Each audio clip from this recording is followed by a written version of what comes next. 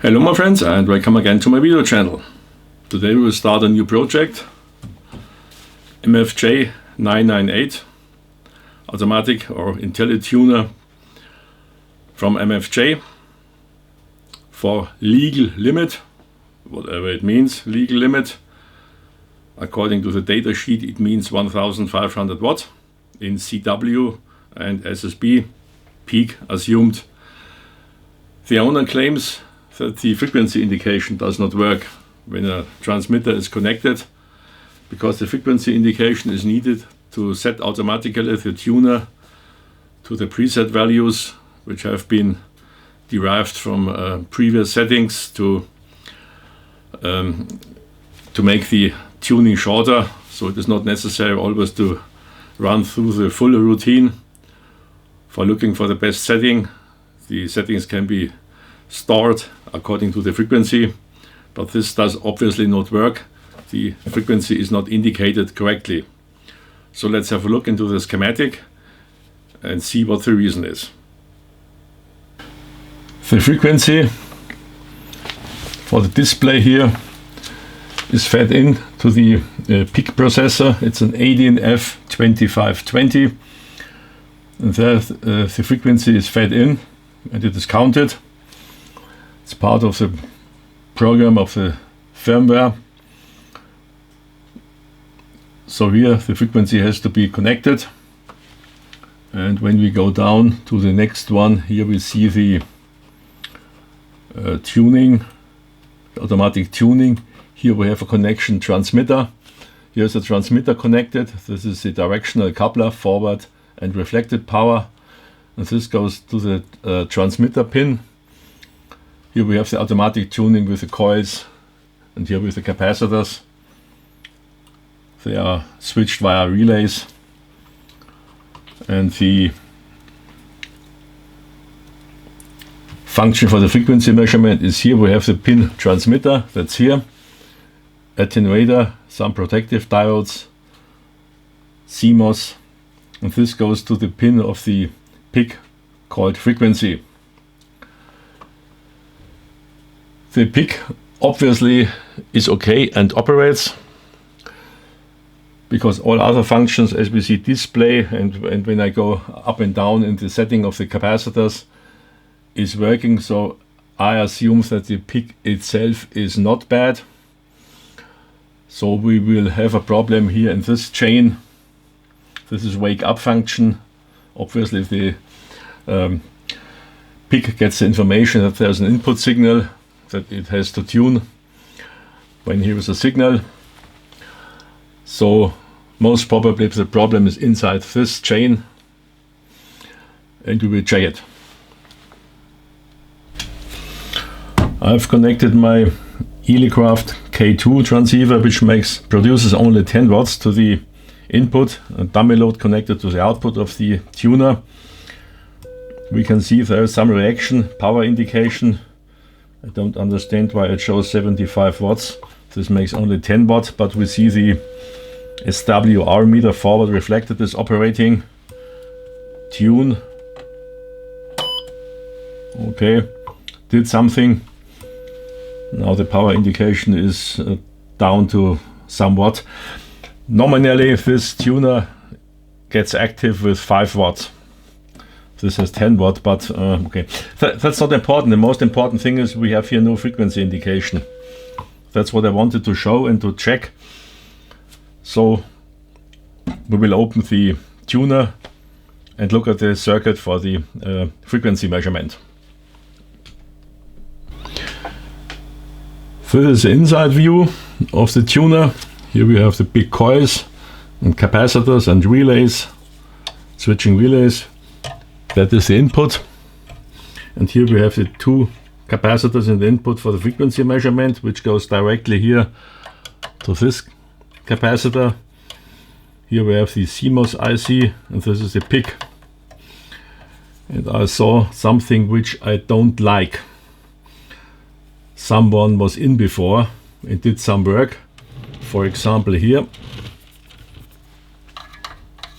Don't know exactly what happened, but I see solder blobs here on this relay, Don't know how this happened.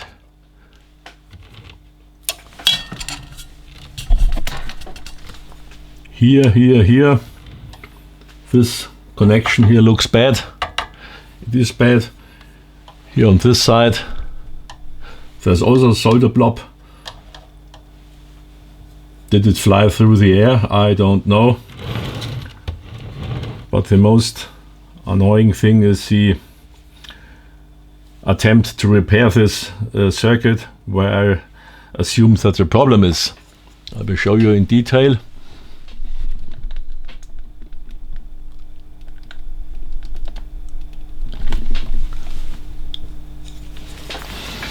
You see here someone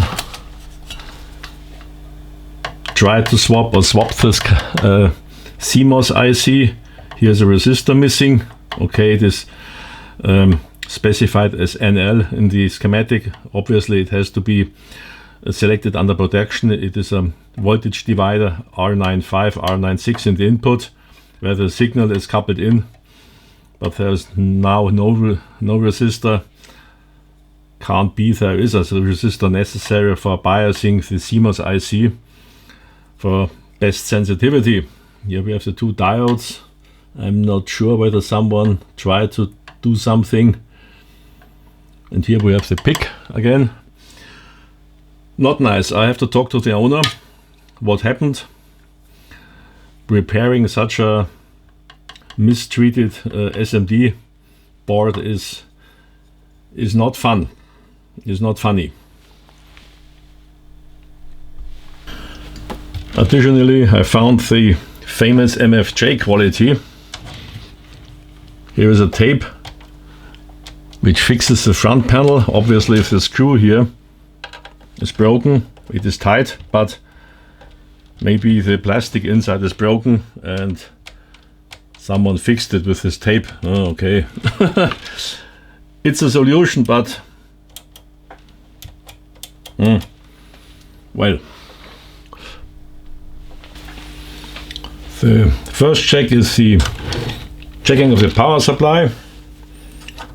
We have an input voltage of approximately 13.3, and the voltage regulator gets, via some protective diodes, 11.8.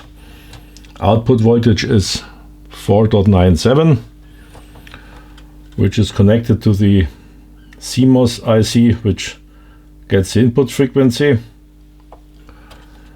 and the PIC 14, 15, 16, 17, 18, 19, pin 20, also 4.97, and it works. Next step, I will feed in a high frequency signal in the input of the CMOS and check whether it reaches the PIC. Now I feed in a signal of 1 MHz square wave. It's the input signal. I feed it in here at this point where the protective diodes are, and check the output via over this resistor and also the wake up signal. I feed in here TTL signal, and this is the fed in signal, and this is the output signal via the resistor shown, which is fed to the PIC 1, 2, 3, 4, 5, pin 6. And we see here a little bit of strange behavior. Sometimes the signal drops down as it is shorted. Do we have a bad resistor? No.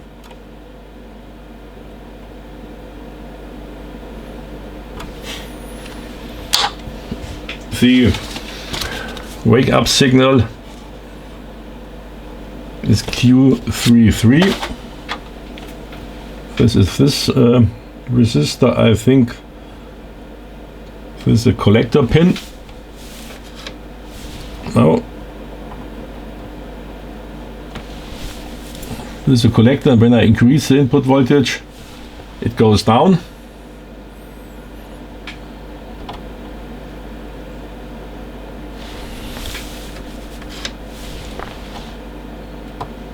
Okay, yes, The wake up signal is a negative signal, but the signals are a little bit strange, especially if the signal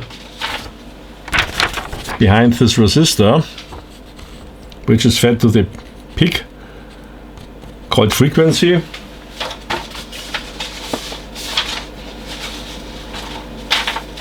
where is it? One moment. Here we have it. That's the pin frequency, pin 6. And here we have this interrupted signal. 3, 4, 5, 6.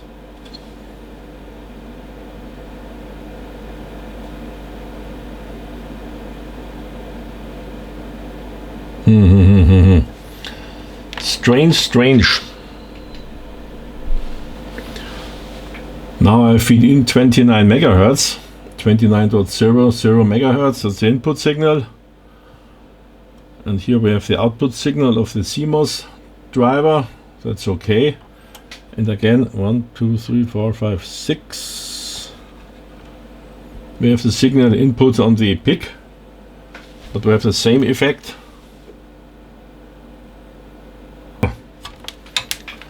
A little bit strange, this behavior. Next step, I will do the software reset and start the frequency alignment routine. I've observed an interesting effect. The input power from the signal generator here is still connected. The unit is switched off. When I switch on the unit, we have the indication turn power off. The power is needed, this one. I took it away, and then it shows the frequency, but of course the wrong one. This means that the input in the peak of the frequency, pin 6, where the frequency is counted, is obviously working. It should be 29 megahertz, no indication. So I will start the frequency setting routine. The calibration of the frequency counter is described in the manual. I will do it now. The trick is to switch it off, and then what do they say? C down and L down. Press simultaneously and switch on the power. We have the indication calibration frequency 29.00. Switch on the power on the transmitter.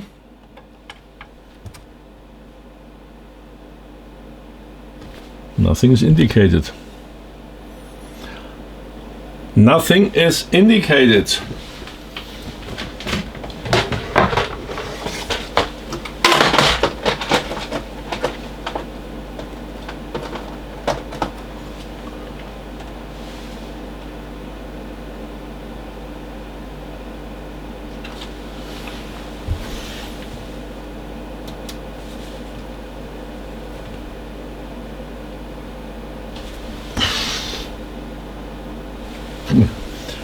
I don't understand it.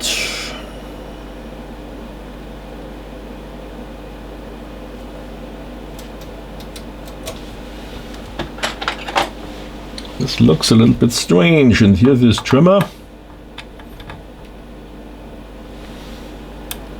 But here is no frequency indication. We should here also have 29 megahertz, same as this, and the needle should move down to 0 to indicate that the frequency is exactly correct.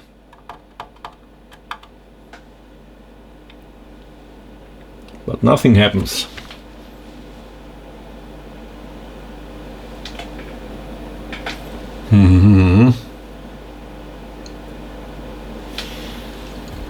This is not nice. Next step is I will do a general reset of this unit. For a general reset, we have to press and hold tune and L up,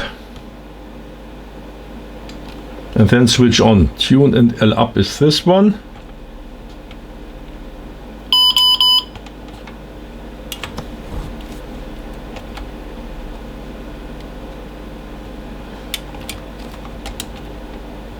Again, defaults reset. Okay, and then I restart. Or let's have a look at it. No frequency indication. Nothing. I will do the counter calibration again. Press and hold C down and L down and switch on.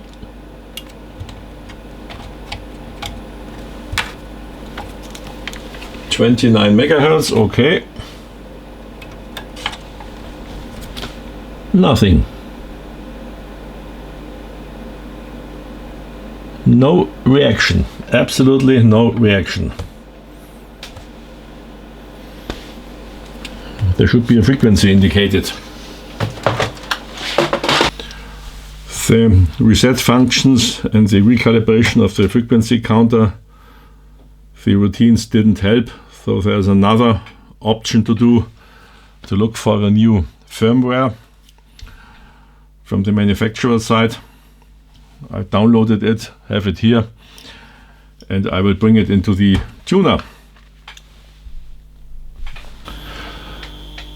Now just erasing the old firmware and replacing it by the new one, 1208. As I've seen, for this purpose I had to look for my old laptop with a serial port 9-pole port, which is not common today, but I try to fix a problem if it's a problem in the firmware. At the moment it's programming now. By the way, the cable which is needed is a 1x1 cable, not a modem cable. A modem cable has a crossed RX-TX connection. This one does not have this cross connection. It only feeds through all contacts 1x1. It's only a standard cable, or however we call it, but not a zero modem cable.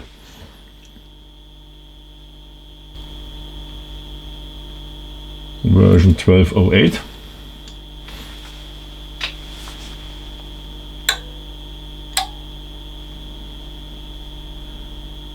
Okay.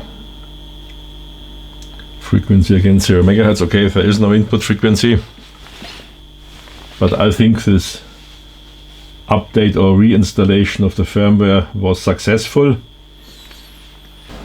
The problem is still not solved. I feed in a 29 megahertz signal from the generator, still 0 megahertz, and the amplitude is big enough because the wake up line is active and reacted.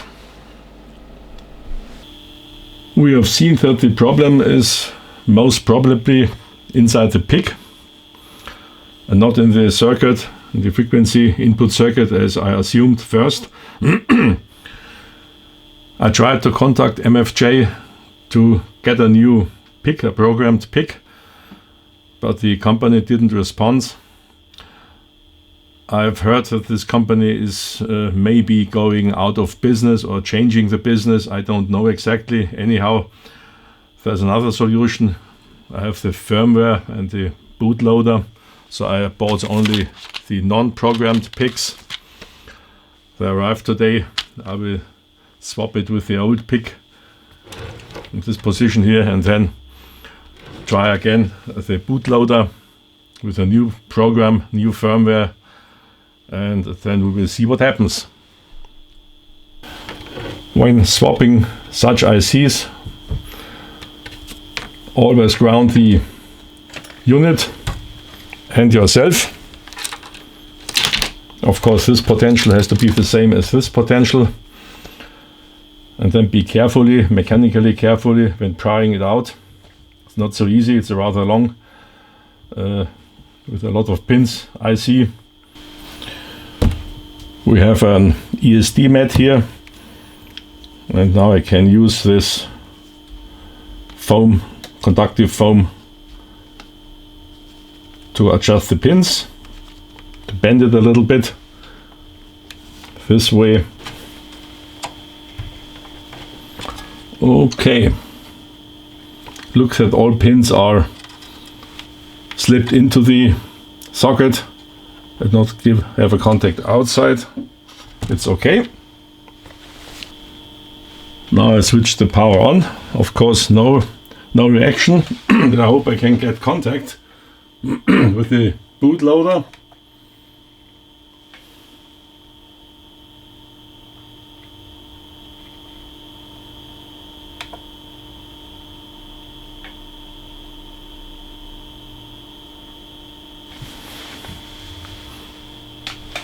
Nothing happens. It happened what I expected. It's not possible to use this program from MFJ, this bootloader program, the exe file, to get contact with the new PIC. The new PIC I inserted is not programmed, so it cannot answer to the communication. I would need a PIC programmer or a PIC bootloader, but for this purpose I would need the hex files, not the exe file. This file here on this laptop is an exe file, which tries to communicate directly with the PIC, but this would require that the PIC has also a program on it for communication. As we have seen, it works when I try to install the new firmware on this PIC which was inserted originally. But now I have a new PIC in it, absolutely not programmed, nothing on it. This does not work. So I have to look for the hex files. Smile. Yes, that's a problem. I think the manufacturer wanted to avoid this, that anyone gets the hex files to make copies and to reproduce this tuner. I will go to a friend of mine. He has much more experience with such topics, and maybe when you outside have an idea, I only need a programmed PIC for it. And when I have a programmed PIC, then I can insert it and then I can update the firmware version with this program here to the actual firmware. But the PIC has to be pre-programmed. I assume there has to be a communication tool on it which accepts communication between this and this. So I'm looking for a pre-programmed PIC or for the hex data. Smile again. Well, that's the end of part 1. You see, we have a problem. I hope I can solve it. Stay healthy, stay tuned. See you on this channel.